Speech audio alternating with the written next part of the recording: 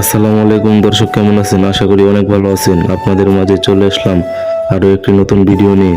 আজকে আমরা সকাল সকাল বাড়ি থেকে বের হলাম তুলা ক্ষেতটা চাষ করার জন্য। আমরা যে ক্ষেতে তুলা লাগিয়েছিলাম সেই ক্ষেতটা কিন্তু অতিরিক্ত বৃষ্টির কারণে পানিতে ডুবে ক্ষেতটা মারা গিয়েছে। তাই আজকে সকাল সকাল চলে আসলাম ক্ষেতে। ক্ষেতটা ভালো করে যত্ন করতে হবে।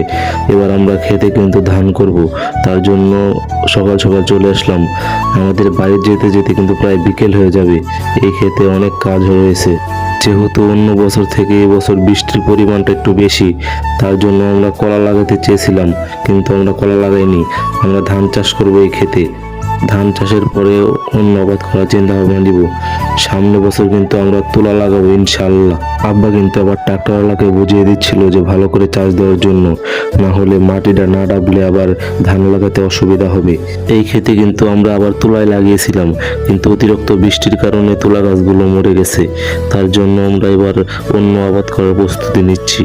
তো আমাদের ক্ষেত চাষ করা কিন্তু প্রায় শেষের দিকে এসেছে, তাই আমরা ক্ষেত চাষের পরে অন্য কাজ করা শুরু করে দেব। মাঝখান দিয়ে ড্রেন দিতে হবে, সেই ড্রেনে আবার পানি আটকানো লাগবে, সাইডে দিয়ে লাল বানতে হবে।